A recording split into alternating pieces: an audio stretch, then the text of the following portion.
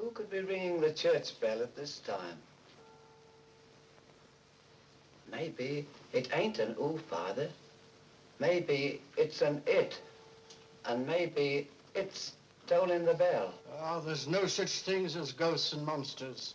Haven't I made that clear to you? Something tore the throats out of Charlie Rousseau's sheep, and that something didn't leave any tracks. Andy Trent here saw a weird glow moving across the marshes last night. And this morning, he found 2 of his sheep dead. Their throats torn open. Maybe the same thing that killed Andy's sheep is tolling the bell. I was on my way just now to deliver a special letter at Penrose Manor when a strange light appeared on the road before me, then moved quickly across the marshes and faded into the mist. I turned the cart around and hurried back here. It's not real. First the light, and now the bell. There's a very sound and logical reason for the bell tolling at this time, and I'm going to find out what it is. You can drive me to the church pots. The letter can wait. No hurry. Nothing will harm you if you're with the priest. Is that true, Father? Ah, what you need is more faith and less imagination. Come along.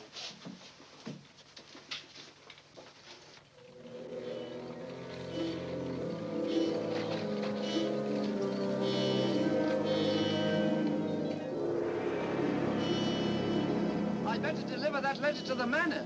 I'm sure it's important.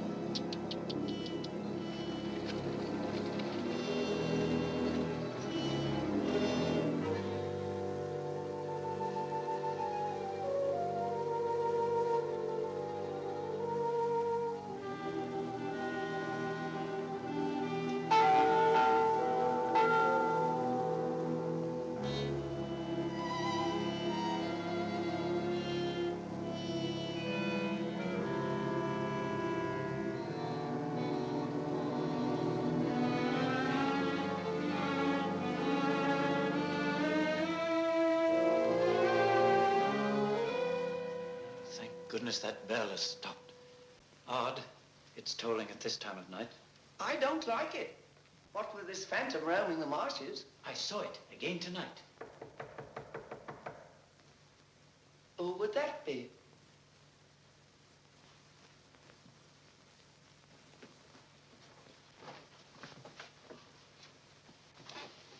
Where's Lord Penrose?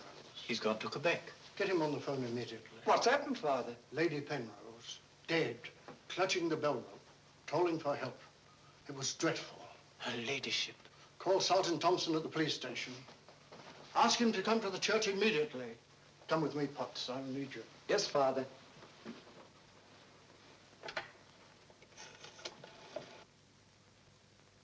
Operator, put me through to Quebec. Lord William Penrose. Yes, he's addressing a meeting of the Royal Canadian Occult Society at a Quebec hotel. It's urgent, sir. Page? Yes, sir? Lord Penrose. Lamont Rouge is on the telephone.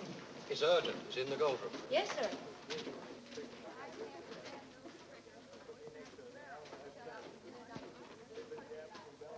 Gentlemen, as you know, the greatest obstacle in proving the authenticity of the occult lies in finding facts. However, if the facts are there, even the most hardened skeptic, provided it has an open mind, must finally acknowledge the actual existence of the supernatural. Do you admit that, Mr. Holmes? Facts are always convincing, Lord Penrose. It's the conclusions drawn from facts that are frequently in error. Yes, in the case of the Hound of the Baskervilles, as well as in the adventure of the Sussex Vampire, we found Watson, please. Oh, sorry. Well, gentlemen, this time I have facts. Cold facts. Many years ago, 100 to be exact, an apparition appeared at night in the village now called La Mort Rouge. The following morning, 3 people were found dead, their throats torn out, hence the town's rather grim name. Interesting, yes. But facts, no. I hardly think the tales of superstitious peasants can be considered... I haven't finished, Mr. Holmes. La Mort Rouge has again been the scene of these strange and unexplainable occurrences. Unexplainable, that is, from your point of view. Several of our most responsible citizens have actually seen the strange apparition on the marshes at night. And next morning, sheep were discovered... with their throats torn out and no traces of the killer anywhere to be found. Oh, you read about it in the papers. Oh, as a matter of fact, I haven't. It was merely a deduction. A rather obvious one, I'm afraid. Deductions are a weakness of mine, as Dr. Watson can tell you. Would you believe it? Holmes could... Well, those are facts, Mr. Holmes. Ignore them if you can. But it's very urgent, sir. Okay, well, go ahead. Thank you. I never ignore facts, Lord Penrose. And I have no doubt that the incident of the sheep with their throats torn out is unquestionably a fact. However, the interpretation of this fact as being final proof of the existence of the supernatural is merely supposition, and therefore cannot be accepted without further data. Your opinions, Mr. Holmes, are undoubtedly the result of your inability to cope with something beyond the realm of your comprehension. Myself, man. I'm sorry, John, but this ridiculous skepticism... Yes, what is it, my boy? La Mort Rouge on the telephone, sir. Very urgent, my lord. Excuse me, gentlemen. I'm afraid, Lord Well, it's quite understandable, Sir John. Lord Penrose is deeply entrenched in his beliefs. That's his privilege. Oh, hang it all, Holmes, the fellow was positively rude. Well, shall we see a little overwrought, Watson? I'm leaving immediately.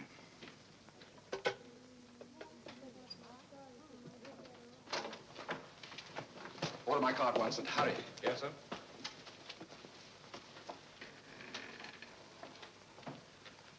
Gentlemen, my wife has just been found dead. Her throat torn out. In exactly the same manner as the sheep. This is terrible. I say, you don't think that it's... Undoubtedly, Mr. Holmes, you would call it murder by person or persons unknown. I'm sorry. If I can be of any assistance... Thank you, no. I'm afraid the happenings in La Mort Rouge wouldn't interest you, Mr. Holmes. Under the circumstances, I think we should adjourn. Yes, indeed, Sir John. St. Holmes, what a terrible thing. Mr. John, would you be good enough to convey our condolences to Lord Penrose? Yes, I'd be glad.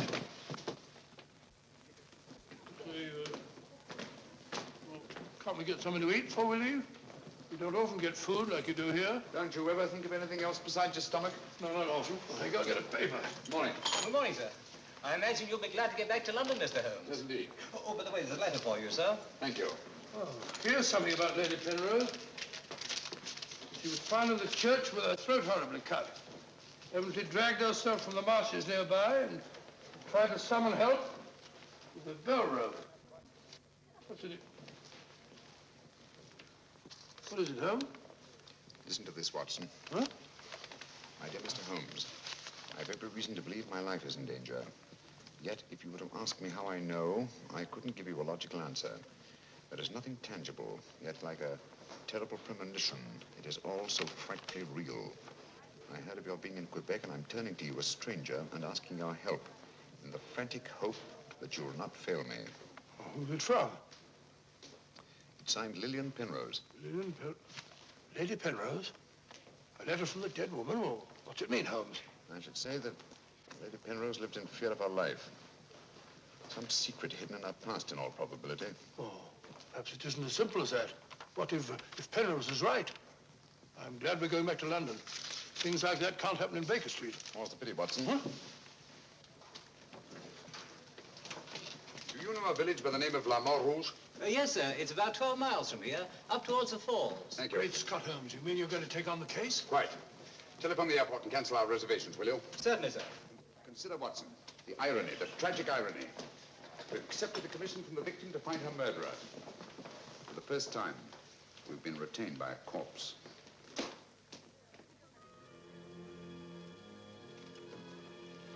Doesn't seem to be a bell. Never mind, come along. Do you think we should?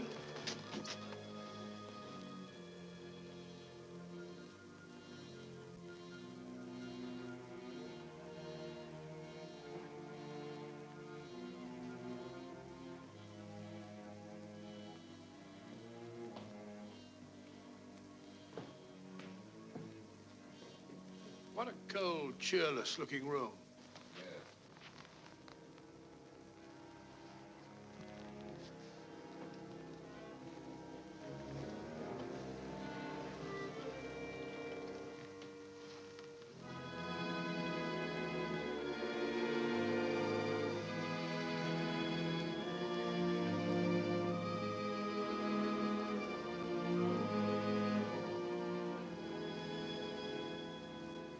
What do you want? Who are you? Mr. Sherlock Holmes. I apologize for this intrusion. Would you mind, gentlemen?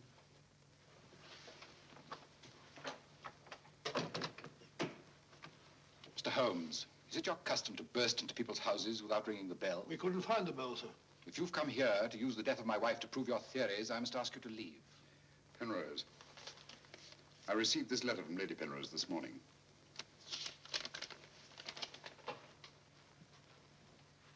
That was devilish awkward.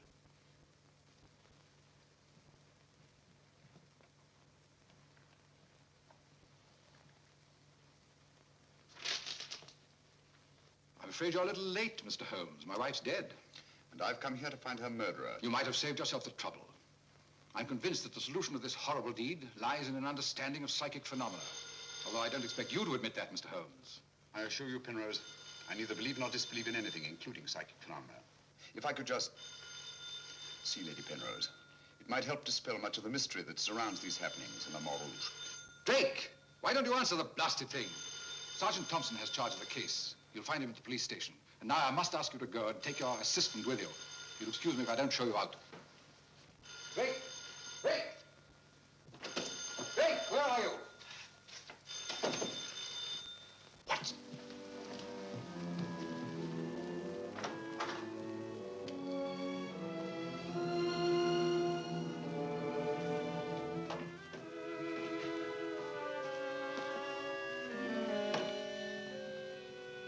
Holmes, I've seen it before. Right, Watson, you have.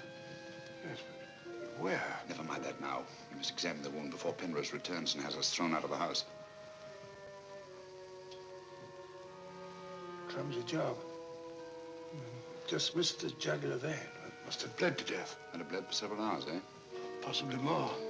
Long enough for Penrose to leave Le Rouge and reach Quebec in time for the meeting?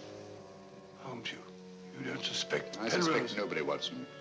I was just asking a question. I beg your pardon, gentlemen.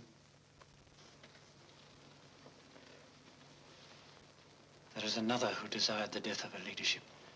I saw it last night in the fields, moving in and out of the shadows. You're the butler, aren't you? I was the butler. I've given notice.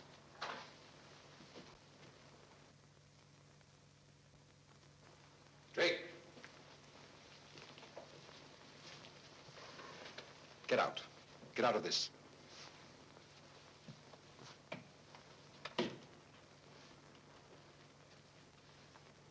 trust you found what you were looking for. Two things have been made clear to me, Penrose. That your wife was murdered and that she's Lillian Gentry. Lillian Gentry? Will you leave, or must I call the police? That will not be necessary. We're on our way to the police station now. The wounds found on Lady Penrose's throat are identical with those found on the throats of the dead sheep. Now, I'm not a superstitious man, Mr. Holmes, but I don't know of any weapon capable of inflicting such wounds, except an animal's claw. Of course, it could be done by a five-pronged garden weeder. Not that garden weeder, Mr. Holmes. That's mine. I use it to weed the garden at the back of the jail. I'm inclined to agree with the Sergeant, Holmes. A weapon such as that would have severed the jugular vein, and death would have followed immediately. Lady Penrose lived long enough to drag herself to the church and toll the bell in a frantic effort to call for help. Yes, I know all about that. But there must be some logical motive instead of all these goblins and monsters. Sergeant, have you ever heard of Lillian Gentry? No, I can't say that I have, Mr. Holmes. She was a famous actress who came to America some time ago. She appeared for many years in the United States and Canada. Then suddenly she disappeared. Her disappearance was never explained, and she was soon forgotten. But what's the connection between Lillian Gentry's disappearance and the death of Lady Penrose? Lillian Gentry and Lady Penrose are one and the same person. The same person? Precisely. One more question, Sergeant. Do your files show anyone with a prison record living in La Mort Rouge? No, Mr. Holmes. The only person having any connection with a prison is Emile Journet. He came here 2 years ago with his daughter and bought the hotel. He was a guard at Talon Prison. Thank you, Sergeant. I hear there are a lot of prairie chicken in these parts. I'd like to have a bag of them someday. I think that can be arranged, though. Yes, we can stop over at the farmyard and you can shoot all the chickens you want. That's all very funny, Holmes. Here you are, old fellow. We're going to engage rooms at Monsieur Journet's hotel. Landlord! I say landlord! Place seems deserted. Won't be for long if you billow like that. Landlord! Oh, sorry, Holmes. Got to try and make summer. Yes, monsieur? My dear, have you got a room for us? Yes, monsieur. Good. Sign here, please. I'll sign for us both. Oh, thank you. You seem very young to be in charge here. Yes, monsieur. You are Mademoiselle Journet? Marie's your name, monsieur. My dear, you've been crying. Why? Papa's going away. Oh, come now. Is that such a tragedy? Did you cry if your papa were going away, Watson? I don't believe so. This way, monsieur. Bring your bags, please. Yes, of course. Wouldn't I be unhappy if my father were seen my father for years? Father died about 20 years ago in Cheltenham.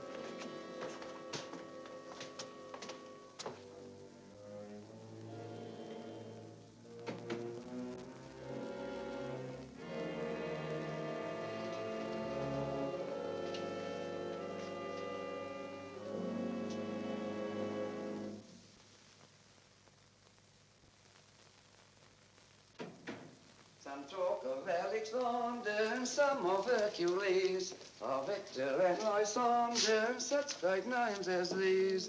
Bills. That's the way it goes, Emile. It costs money to be born, and it costs money to die. Do you know who that was in the car? It was Sherlock Holmes. He's here now. What do you think he'll find? Ghosts and monsters. What else is there for him to find? There's nothing. I don't know. You're afraid, Emile? Of course I am, and so are you. Who isn't? Why should Sherlock Holmes come here? To investigate the death of Lady Penrose. What else? I'm afraid Mr. Holmes will return to London a sadder, but a wiser man. Why'd you say that? Well, you can't arrest ghosts and monsters, can you now? Well, I'm on my way. The mail must be delivered. Some talk of Alexander, some of Hercules. That's better. This room gives me the creeps. It is very seldom used, monsieur. It isn't often that strangers come to Le Mort Rouge, and when they do, they never stay. I can't say that I blame them. Will your father be away for long? I don't know, monsieur. When is he leaving? I don't know. Marie! If you need anything, just ring, monsieur. That girl's frightened, Holmes. Obviously.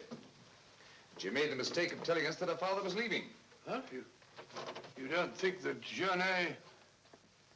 Suppose we have a little talk to Monsieur Journet. It might prove illuminating. Didn't I tell you not to answer any questions? Yes. Didn't I tell you to keep a silent tongue in your mouth? Yes, Papa. So you told them I was going away? Yes, Papa. That'll teach you to keep your mouth shut. Monsieur Journet, just why are you leaving La Mort Rouge at this particular time? I'm not leaving.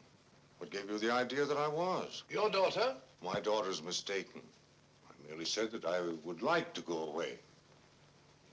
I've just been teaching her the difference. Yes, so I observed. I can't say that I approve of your method, sir. I'll ask you to mind your own business. Run along, dear. Oh, there, my dear. Disgraceful, hitting a child. Monsieur Journet is quite right. It's none of our business. Monsieur Journet, what do you know of the death of Lady Penrose? Only what everyone in the village knows, that she was killed by the monster. You've seen this monster? No, but who else could have done this terrible thing?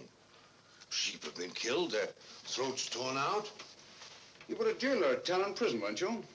Oh, yes, monsieur. Why did you decide to come to La Mort Rouge? Well, I always wanted to own a hotel, and I heard this one was for sale, so I bought it. That was 2 years ago. Yes. I believe it was about the time the monster made his reappearance, wasn't it? Do you suspect me of being the monster, Mr. Holmes? No. I was just remarking a coincidence. I thought you didn't believe in those things, Holmes. Quite right, Watson, I don't. At least, not in the supernatural variety. Not the werewolf who bites into his victim's throat with his teeth. But, a monster who uses for his weapon of death a 5-pronged garden weeder, yes, that's a little more in my line. I don't know what you mean. I mean that this monster's been recreated and used as a screen behind which to commit a horrible crime. Whoever did it felt certain that no suspicion could possibly fall on him. But my unexpected arrival upset his plans. Very possibly he became frightened, decided to run away. You're right, monsieur. I was running away. But not for the reason you think, but in fear of my life. And who would want to kill you? I don't know. It's like some terrible premonition. But it's so real. The very word, it's in Lady Penrose's letter. Yes. That still doesn't explain this garden weeder. I swear to you, I know nothing about its being here. Haven't we better send for that fellow, Sergeant Thompson? No, Watson, that won't be necessary. Monsieur Journet knows as well as we do that you can't run away from yourself. Oh, would you be so good as to return this to Sergeant Thompson, monsieur? I took it away quite by accident.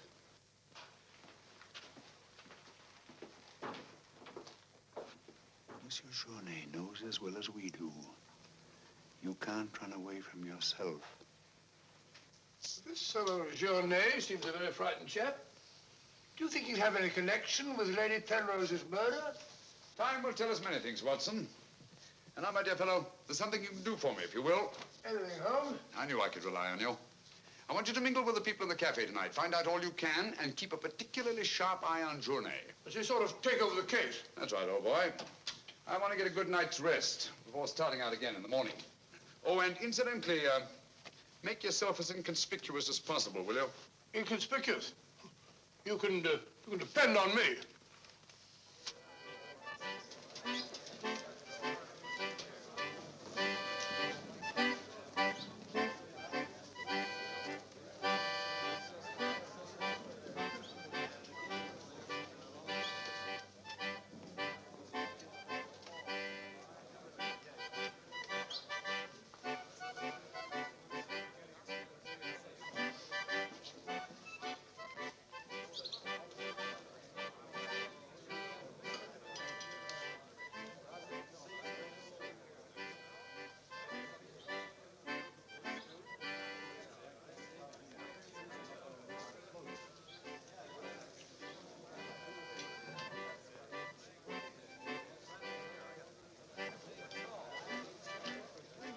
Thank you, my dear. I'm glad to see that the tears are all gone. Are you feeling better? Thanks to you and Mr. Holmes, Papa's not going away. Not going away? Oh, good.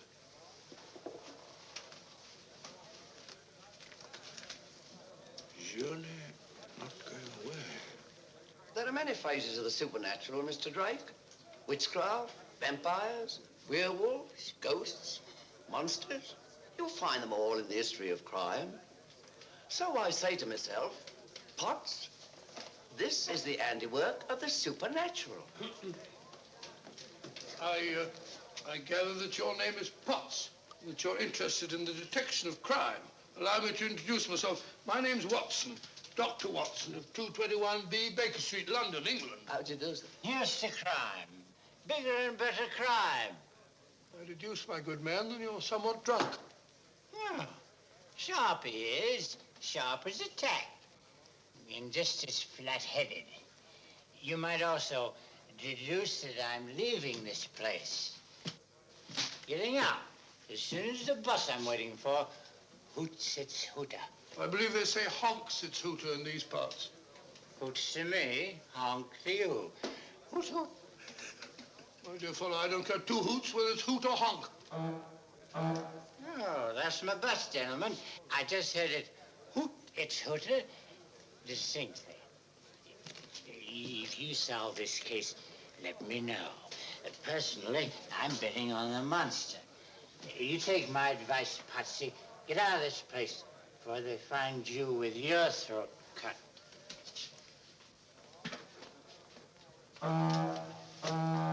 Hoots its hooter.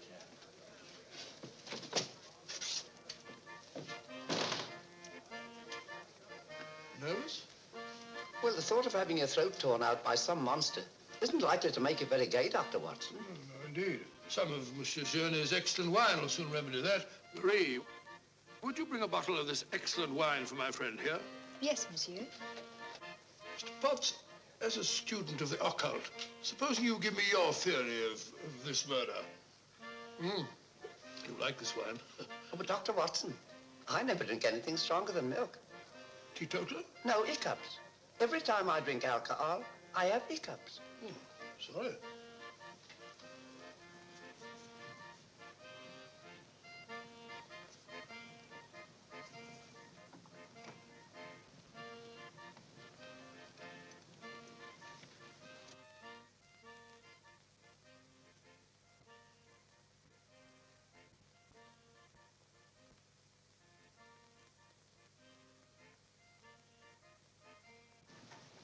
Mr. Holmes.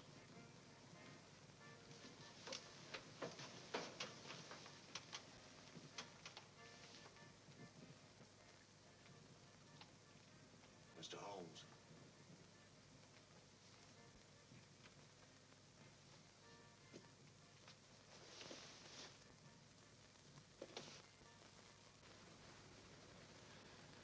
This circle is where the murder actually occurred.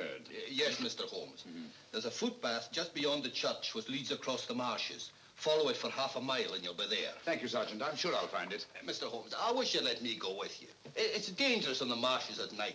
These swamps, one false step... I'm sorry, Sergeant, but it's important that I go alone. I'll keep close to the path. Well, will Dr. Watson be going with you? No, Sergeant. I asked him to do some research work of his own, and by now he's probably magnificently involved. Good night. Good night, Mr. Holmes. But according to your theory, Dr. Watson, everyone in the village is under suspicion. Pardon me. It's quite all right. Oh, thank you. Murder is a very interesting study, gentlemen. I well recall a short story by that brilliant author, G.K. Chesterton, in which the murder is committed by a postman. I refer, of course, to the Invisible Man, a brilliant bit of deduction on the part of Father Brown. I'm a postman. Precisely why I mentioned it, to illustrate the absurdity of assuming because one man in a postman's uniform is a murderer, any other man in the same uniform should be suspected. Thanks. Had me worried for a minute. Oh, Philistine, flabbed it up. A child can see that this ridiculous monster has got you all afraid of your own shadow. I saw Lady Penrose. I wouldn't like it to happen to me. I'll be getting on. I'm going with you. Good night, Doctor. Good night. It's right all right.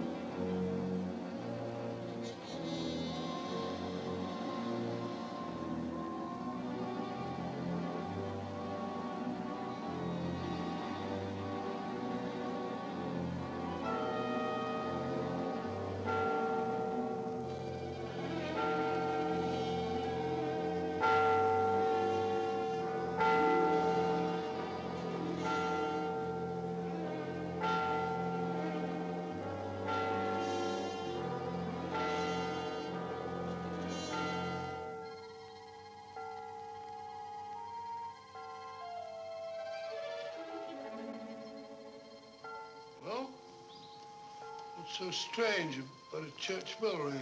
It rang the same time last night.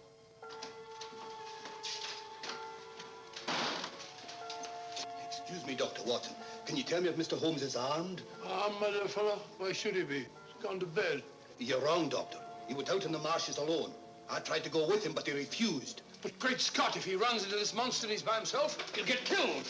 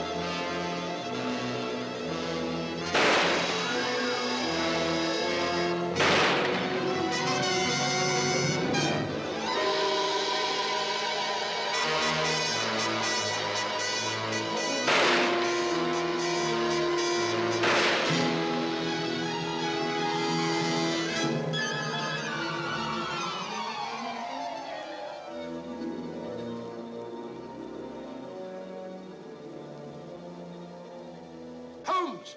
Holmes! Are you all right? Where are you, Watson? Here I am. Over here, Holmes. Watson, where are you? I'm in the bog.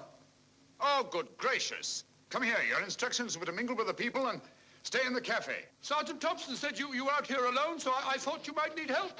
Yes, so you proceeded to fall in the bog, eh? Fall? I was pushed into the blasted thing. Pushed by the most ghastly apparition. Came at me like a roaring furnace, with spitting fire in all directions. Before I could get my revolver, the thing was upon me. The next thing I knew, I was in the bog. Are you all right, Mr. Holmes? I heard shots. Yes, I'm all right, but Dr. Watson here seems to have encountered the monster. He has? Come along, old fella. We'd better get you out of these wet clothes and into a hot tub before you catch a death of cold.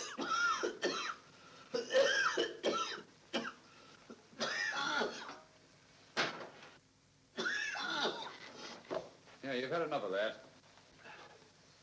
Drink this. You'll be as fit as a fiddle in the morning. Oh, you had such a bad time. I got a right to share your dangers. Thanks, old fellow. You know, I wasn't sure the villagers weren't right. And if it did turn out to be some sort of supernatural monster, well, why should I involve you? Rubbish. However, I did learn something. I can now state positively that our antagonist is not a phantom. But the thing actually spat flames at me. All just a figment of your imagination. The murderer knew I was out on the marshes, and obviously wanted to frighten me. You frightened me, all right. How do you manage the flames? Merely clothing, treated with phosphorus. When the murderer fled, his shirt caught on a tree, and this piece of cloth was torn off. Come in. I'd like a few words with you, Mr. Holmes.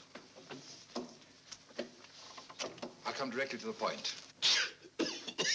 Hello? What happened to your assistant? I'm not his assistant. If you must know, I was pushed into a boggy hole on the marsh. Pushed? By whom? I don't know. Spat fire at me. My good sir, in spite of Mr. Holmes's theories to the contrary, things have been seen and heard on those marshes that cannot be explained away by the use of logic. If I were you, I'd keep away from them. I'm not so sure. Holmes found... Penrose, for the first time in my long pursuit of crime, I confess that I find myself baffled. I'm a detective. I need tangible clues.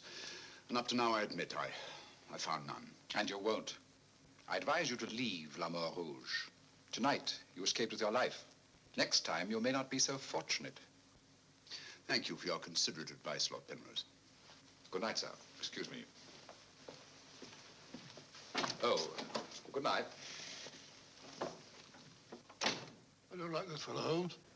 Why do you think he came here? He wanted to find out if we discovered anything. He seemed very pleased when I told him we hadn't. Now, Watson, there are one or two questions I want to ask Sergeant Thompson. You stay here. I have a vitally important job for you. Anything, Holmes? What do you want me to do? Go to bed. Yes, it's cotton fabric. Yeah, take a look. That discoloration. The purple ink must have been spelt on it. Possibly. I should say this cloth was red with blue lines. Probably large checks. Yes, it seems to have been laundered a good many times. The blue lines are almost completely erased. Yes, you can scarcely see them. Good fabric, well woven with a solid base. Hello, Bill. Hello, Sergeant. Your phone call must have been important. You bring me over this time of the night. It was. This is Mr. Sherlock Holmes. He wants to ask you a few questions. This is Mr. Taylor, the storekeeper, Mr. Holmes. Oh, good evening, Mr. Taylor. Good evening, sir. Have you any shirts of this design? The squares are red and the lines blue. Yes, I have.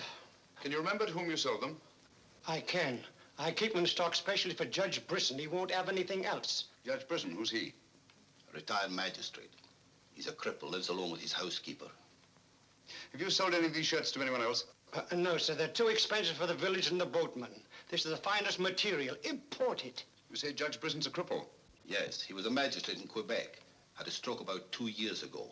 That's why he retired and came here to live in Le Mort Rouge. Just about the time that Monsieur Journey arrived here.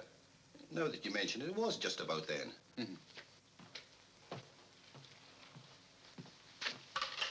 Hello, operator? Give me Judge Brisson's home, will you? Thank you.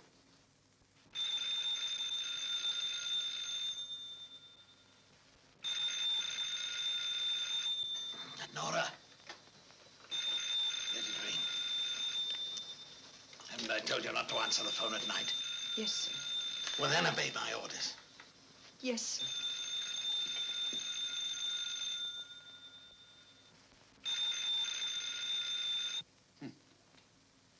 No answer. Where'd you live?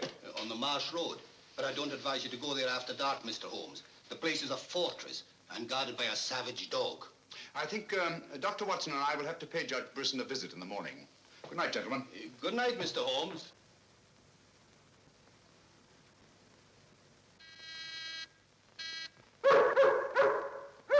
Two locks on the door. One of them new. Yes, I should say that Lady Penrose's death had increased Judge Brisson's terror. Don't like the sound of that dog. No, sounds hungry. Possibly ravenous. Couldn't we come back after he's had his breakfast? I'm sorry, Watson. Our business won't wait. Oh. Stop now. Yes, Watson.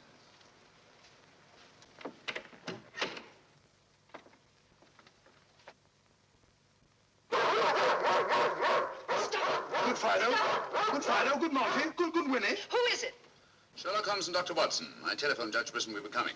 You can't come in. He's given orders no one is to be admitted. You wouldn't want Judge Brisson's death on your hands, would you? No, sir. Then you'd better let us in.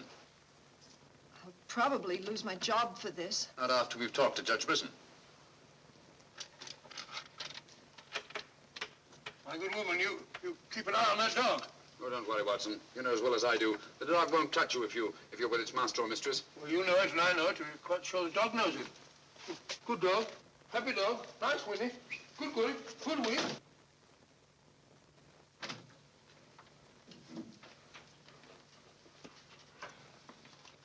Let me warn you, I'm armed. And I'm an expert shot. We didn't come here to harm you, Judge Brisson, but to protect your life. I told you over the phone this morning, Mr. Sherlock Holmes, that I did not want to see you. I don't want to see anyone. But I want to see you. Stay where you are. Nora, show these men out. Judge Brisson, if you'll answer a few questions, I may be able to save your life. I have the fullest confidence in my own defenses, and I will not trade them for any theories of Mr. Sherlock Holmes, however plausible you make them sound. Now get out, will you? I'm sorry. Under the circumstances, I'm helpless to prevent your death. Almost certainly by violence. Come along, Watson.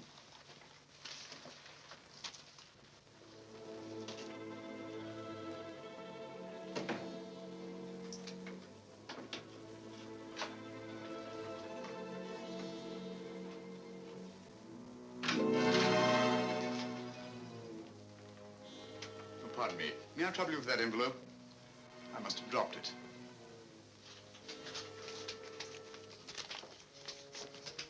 Thank you. You're a very clever man, Mr. Holmes. A crude device, Judge Brisson, but it's confirmed my suspicions that you're not the cripple you pretend to be. I'm sorry. But I'm frightened of everything and everybody. Why don't you sit down? You want to get shot, Holmes? Come in, Watson, and close the door. Sit down, old fellow. Judge Brisson has decided not to shoot us. Oh, very kind of him. Gentlemen, this fear is driving me mad. It's quite understandable. The whole village seems to be consumed with fear. But in your case, judging from your vicious dog, those barred windows, and that hunting rifle, it's not fear of the supernatural. Just what are you afraid of? Well, truthfully, Mr. Holmes, I don't know. And yet I feel its very presence. At times, I feel I can almost reach out and touch it. When I first came to La Mort Rouge, I had a slight attack. It affected my legs, but, well, I've recovered. And you've continued the deception, using the wheelchair as an excuse for not going about the village. Well, you see, people would be more inclined to accept my hermit-like existence. Yes, naturally. Tell me, Judge Brisson, had you ever heard of Monsieur Journet before you arrived at La Mort Rouge? No, I hadn't. How many of these shirts has your housekeeper purchased for you? Oh, 4 or 5. I'm not positive. You still have them? Well, 1 or 2 became badly worn, and I told my housekeeper to give them to a man who was doing some work for me at that time. Can you describe him? No, I'm afraid I can't.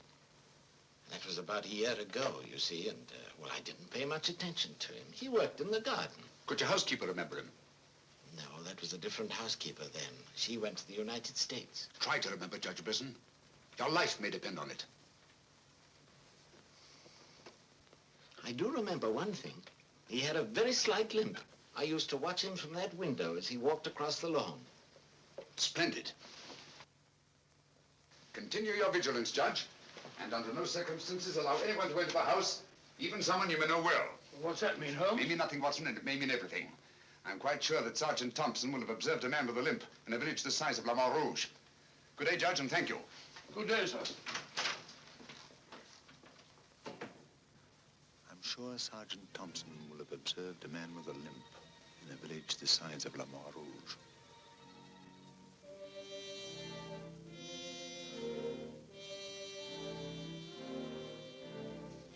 This is what's left of the Delaport Hotel, Mr. Holmes. Dana sleeps here when he's in La Mort Rouge. Spooky old place. The villagers call it the ghost house. It's been deserted for years.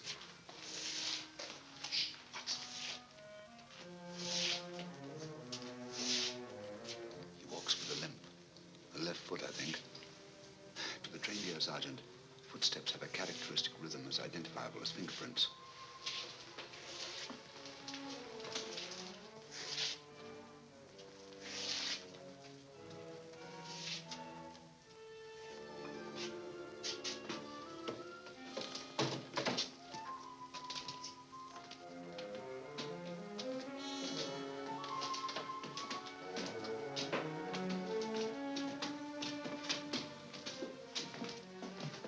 What do you want? We've come to have a talk with you, Tanner. I've done nothing.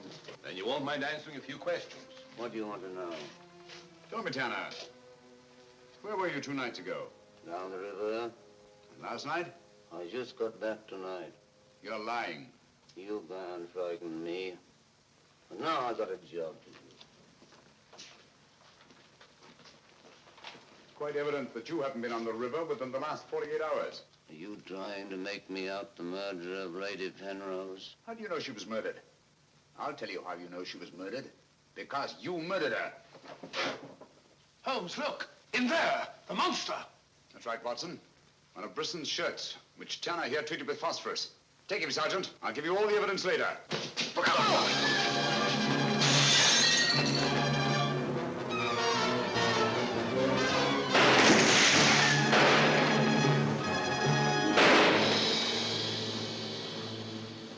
You got him, Sergeant. I'm sure of it. Come on.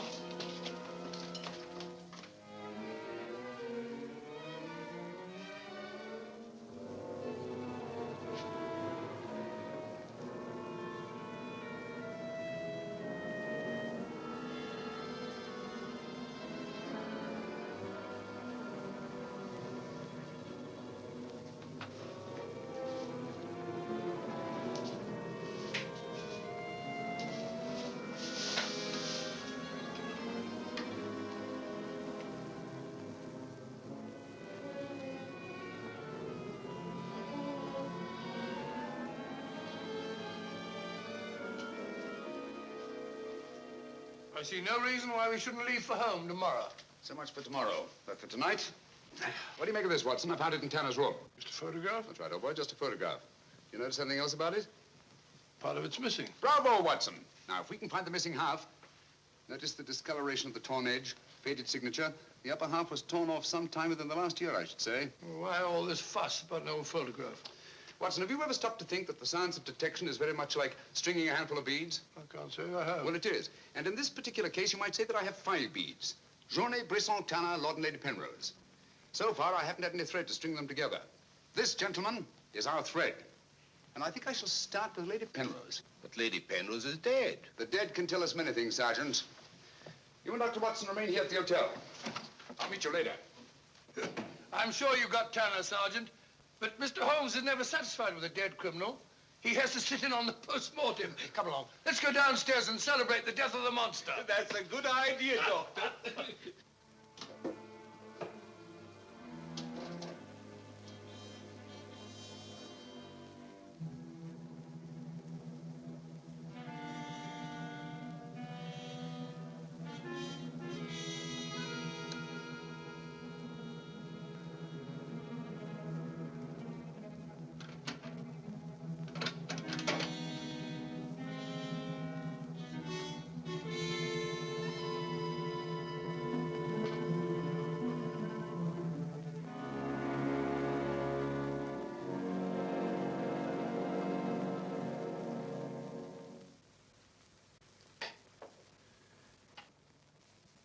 So the great Sherlock Holmes becomes a common thief. You realize, of course, that I might have shot you. I knew that you'd refuse to see me, so naturally I had to take that chance. Tell me, who is Alistair Ramson? What has he to do with your being here? Perhaps this will explain. Found the lower half in a room occupied by a boatman named Tanner. The upper half was in Lady Penrose's safety box. Alistair Ramson murdered a fellow actor in my wife's company. He was sentenced to life imprisonment. The whole thing was a great shock to her. So she retired from the stage and you married her shortly after? Yes. Where and when was this murder committed? In Quebec, 5 years ago. Ramson was shot 3 years later trying to escape from Talon prison. His body disappeared in the St. Lawrence. Was it ever recovered? I don't believe so. Penrose, Alistair Ramson and Tanner are one and the same person. What? It was he who sent the upper half of that photograph to your wife as a warning. What could my wife have in common with a murderer? Yet he killed her. He killed her? Yes. The monster was none other than Tanner himself. We found a shirt impregnated with phosphorus in his room. Tonight, when we faced him with the evidence of his crime, he bolted and jumped out of the window into the river. Sergeant Thompson fired a couple of shots at him. He's dead? In a way, yes. I don't understand. Tanner is dead only because he was discovered, and had therefore outlived his usefulness to his creator. But I'm afraid that Alistair Ramson, the actor, who created and played the part of Tanner, is very much alive. But surely, now that you know who the murderer is, the police... It's not quite as simple as that. During the time he's lived here, Ramson has undoubtedly established another character for himself, perhaps several others, who are by now familiar to the people of the town of Le Mans Rouge and quite above suspicion. He could be almost anyone in the village. He may even have been your butler, Drake. This is fantastic. Yes. Yet Lady Penrose's death is only the beginning. There's no saying where this madman will strike next. Tell me, is there anyone else in Le Mans Rouge who may have been connected in any way with the case of Alistair Ramson? Judge Brisson was the magistrate who tried and sentenced him.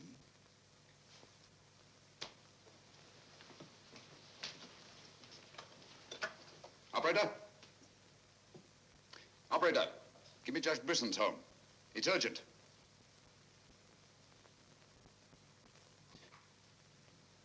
Judge Brisson, this is Sherlock Holmes. Oh, yes, Mr. Holmes. Oh, I'm quite all right, thank you. I've chained up the dog, as you asked. As I asked? I haven't telephoned you before. Somebody's obviously imitated my voice in order to gain access to the house. I was certainly, Mr. Holmes. I'll lock all the doors and await your arrival. Yes.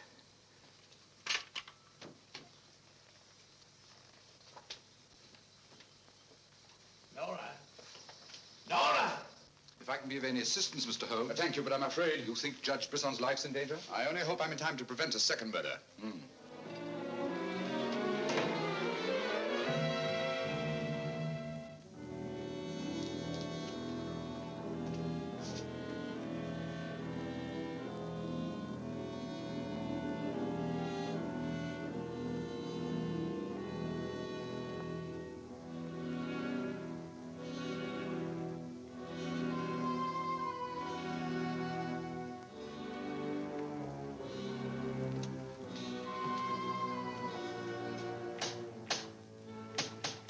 That's Mr. Holmes. Show him in.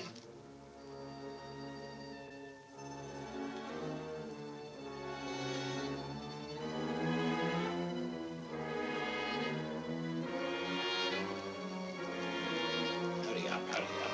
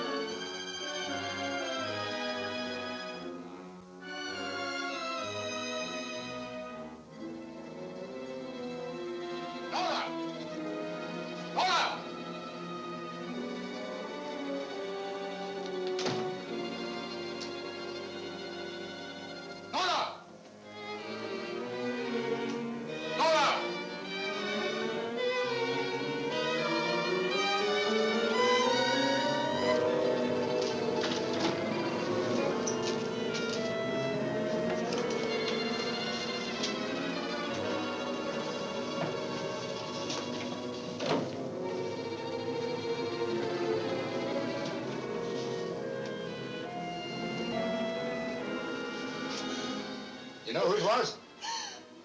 I don't know. I don't know.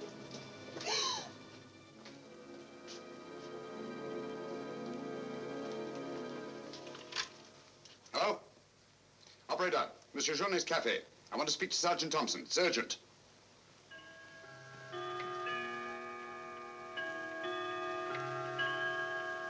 Sergeant Thompson, this is Sherlock Holmes. I'm at Judge Brisson's. He's been murdered. Judge Brisson's been murdered. Judge Brisson? The murderer gained access to the house, gagged and bound the housekeeper, then disguised as Nora, murdered Judge Brisson. I'm returning to the old Delaporte Hotel on the chance that he'll go there to change his clothes and assume another disguise. Ask Dr. Watson to meet me there as quickly as he can, will you? You'd better come here at once and take charge. Right.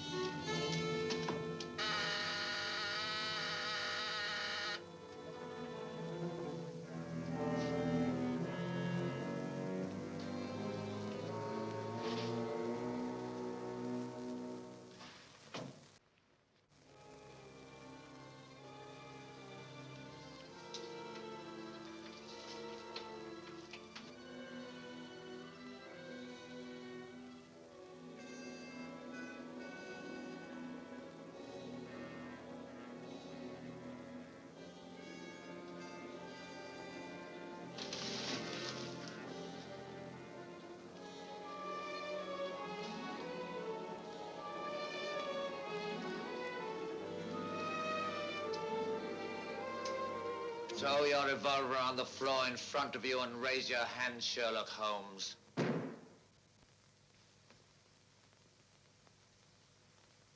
I should have thought you would have felt more at home in the spotlight. I see you finally identified me. Yeah, Jack Tanner and all of the housekeeper were brilliant. You should really take a bow. It's too bad you appeared on the scene when you did, and I had to ring down the curtain on the monster. Your recreation of the monster of La Rouge as a means of murder must have given you great satisfaction. Why did you kill Lady Penrose? I see no reason why I shouldn't tell you. I couldn't bear the thought of another man possessing her. And Judge Brisson? During the trial, I grew to hate him. And when he sentenced me to prison, I vowed that someday I would escape and kill him. I see. Obviously, you planned still another murder. Otherwise, you'd have returned to the safety of your first disguise and defied me to find you. You're right. I am. There were 3 people in my life who had no right to live. 2 have already died. The 3rd remains. Tonight, I shall kill him. Mr. Holmes, I've always had the greatest admiration for your talents. Thank you. Your performance in this case has also been brilliant. So brilliant that I'm afraid I'm going to have to ring down the curtain on it a bit prematurely. Mr. Ramson, we are artists in our fashion, not creatures skulking in alleys. If our positions were reversed, I shouldn't think of sending you to your death, lacking a few stray pieces of the puzzle. What do you want to know? The name of the 3rd person. I have no objection. If there is a hereafter, which I doubt, you and he will meet very soon, Mr. Holmes. The name of the 3rd person is...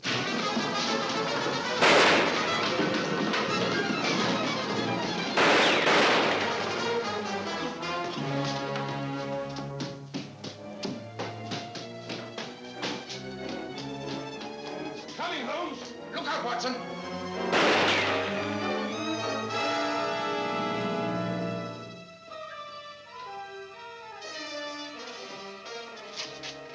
All right, Watson. Where is he, Holmes? He's gone. Thank heavens you're safe. Thank heaven you came and you did. There it is, Watson. Look out.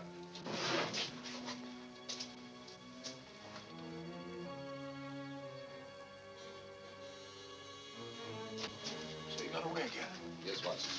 Over that warehouse roof, most probably. What a fellow's a room. Yes. This is obviously the secret room where his disguises were created. Looks like an actor's dressing room. He is an actor, Watson. One of the finest acting talents of our time. Look at this. And all of the housekeeper. His name's Alistair Ramson. Alistair Ransom? Never heard of him. No, that's not important. The important thing is that he murdered Lady Penrose and Judge Brisson. Great Scott, he did it. Yes, Watson. This Ramson is a paranoiac. His orgy of crime is not complete. There's still another. I was just about to learn his name when you so conveniently fell down the stairs. Sorry, old chap. Needn't be, old boy. You saved my life. Look at this, Watson. Tanner. Tanner? Where do you think he'll strike next? Obviously, Journet is to be his 3rd victim. Journet? Yes, Watson. As in the cases of Lady Penrose and Judge Brisson, Journet also felt his presence. But in each case, it was vague and unexplainable. Well, what connection can he have with Judge Brisson or Lady Penrose? Journet was a guard at Talon Prison, where Alistair Ramson was confined. He's the 3rd person against whom the murderer holds a grievance. Now he's disappeared. Journet disappeared? Well, so Marie told us in the cafe. Watson, Journet's disappearance can mean only one thing. He's in hiding. Our job is to find him before Ransom does. Journet's the only man who can lead us to the murderer. We'd better have a talk with little Marie.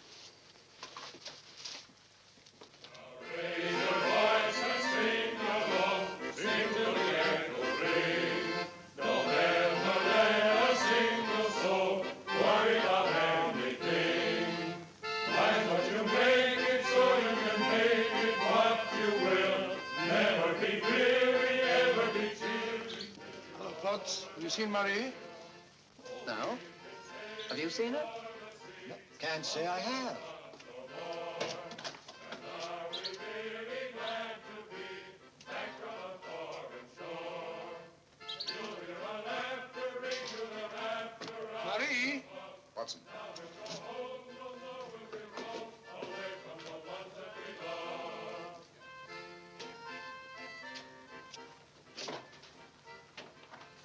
What is it, Holmes? I'm afraid we're too late. Marie.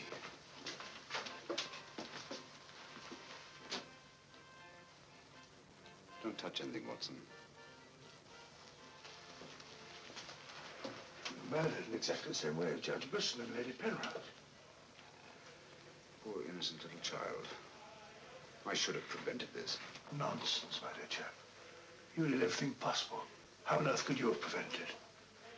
The child's death is a tragedy, of course. I see exactly what happened. She was standing here by the desk, and the murderer came in by that door. He came in through that door, but Marie was not in the room. She alone, of all people in the cafe, saw Ramson enter this office. It was someone she knew well. Someone who might have a message from her father. So she followed him here. And when she refused to tell him where her father had gone, he killed her. Ramson already knew that Johnny had disappeared, but he didn't know where. When he questioned her, she became suspicious, and it was then that he killed her. Telephone Sergeant Thompson, will you? And he's at Judge Brisson's. Ask him to come here at once. And see that no one leaves the cafe until he gets here. The murderer may be among them.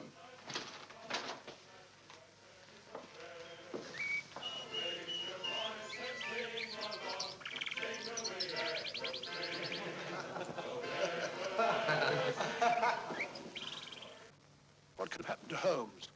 He's been away all day. It's very unfair of him keeping me in suspense like this.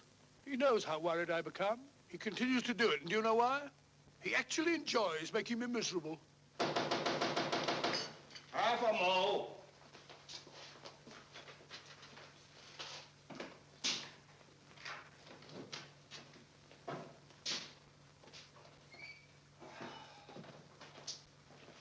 No good, Watson. It won't work. What won't work? I've been to every place where Journey could possibly be in hiding. That's where you've been all day. Yes, Watson, and I must admit that I'm completely baffled. We've got to find Journey before it's too late. But how? I've been everywhere within a radius of 5 miles of this village. I've even been to the church in the hope that he'd disguise himself and attend Mass. He may have gone to Quebec. Every road's covered. He hasn't left this vicinity, of that I'm certain. All right, I'll answer it. Hello? Hello?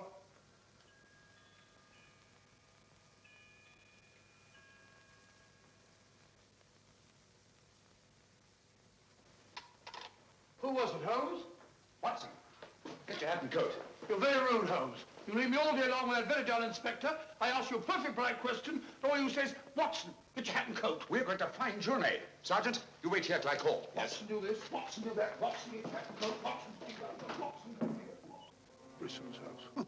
Watson this, Watson. It's my opinion that Judge Brisson's house is the last place that you'll find Journey. Put yourself in Journey's position, Watson. Where's the most likely place that Ramson would look for you? Certainly not in the very house in which he's just killed one of his victims.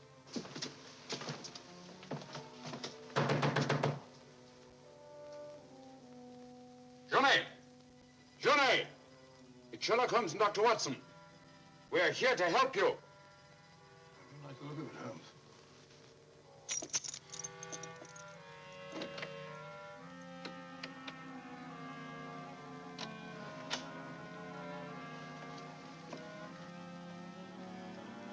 Holmes!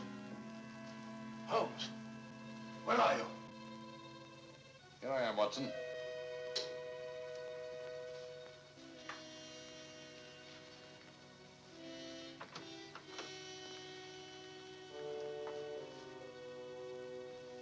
Journey! What do you want? We've come to help you. How did you know I was here? When you called your hotel just now, I answered the telephone. The chimes of Brisson's clock here merely confirmed what I already knew. You must return with me to the cafe at once. I'm not leaving this house. The murderer's waiting out there in the marshes to kill me the moment I leave here. Naturally, but first he must have the opportunity. If you return to the cafe, he'll have that opportunity. It's the only way we have to apprehend the murderer. What if I refuse? Journey, what I have to say to you is not going to be easy. Marie... What? Murdered.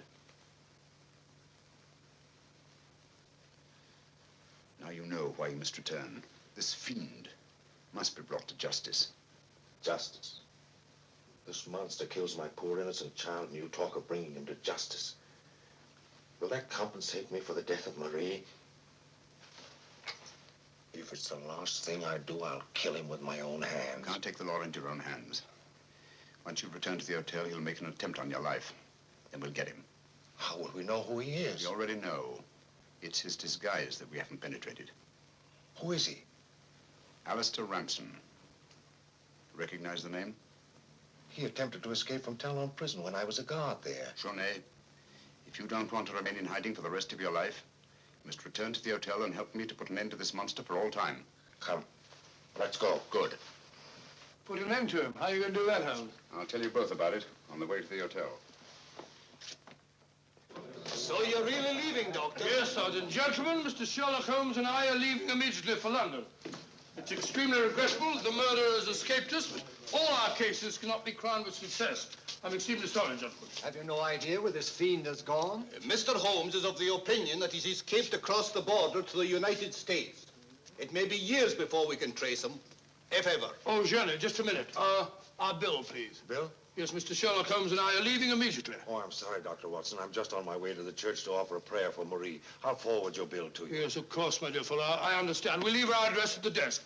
Goodbye, Mr. Potts. It's been a great pleasure knowing a man of your intelligence. Thank you, Dr. Watson. It has been most stimulating talking to one of your vast experience. Oh, thank you. Let's hope that we shall meet again someday and continue our little chats on crime. It would be most exciting. Oh, by the way, Mr. Holmes would like to see you for a minute in his room. Yes. I'll show you where it is. It's the second room on the right up there. Thanks. Emile, it's me, Potts. Do you mind if I walk part of the way with you? It's a bit frightening out here. It's these marshes. This is almost the very spot where Lady Penrose was attacked. 3 deaths in 3 days. It's a pity Marie had to be killed. She was such a sweet child. 3 deaths in 3 days. And still one more to be accounted for. You were frightened, Emile. It's strange to see you showing fear. The man I hated at Talon prison. Ramson!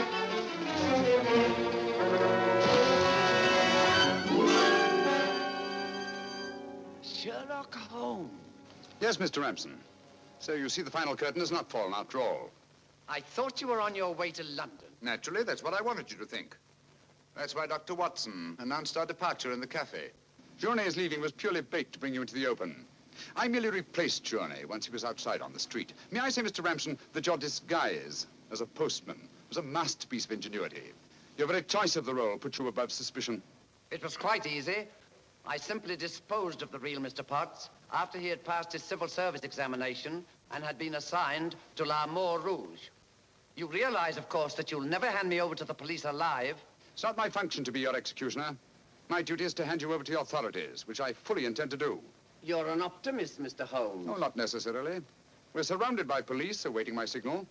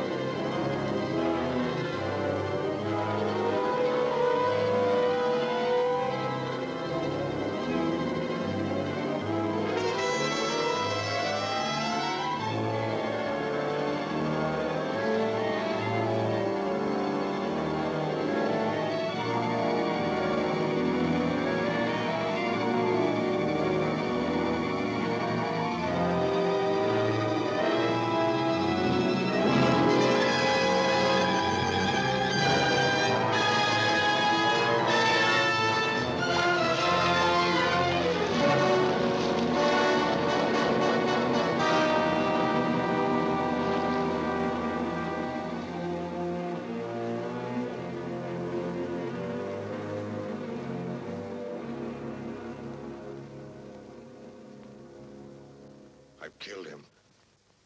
With this. Ransom's instrument of death has been his own executioner. Well, gentlemen, our search for the monster has ended where it began, on the marshes. Eh, Watson?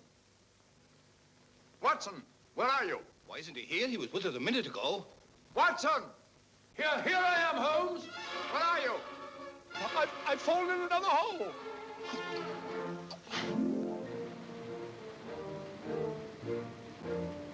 I should like to have seen a bit more of Canada before we sailed, Holmes.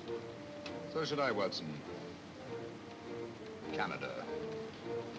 The linchpin of the English-speaking world, whose relations of friendly intimacy with the United States on the one hand, and her unswerving fidelity to the British Commonwealth and the motherland on the other. Canada. The link that joins together these great branches of the human family. Churchill say that? Yes, Watson, Churchill.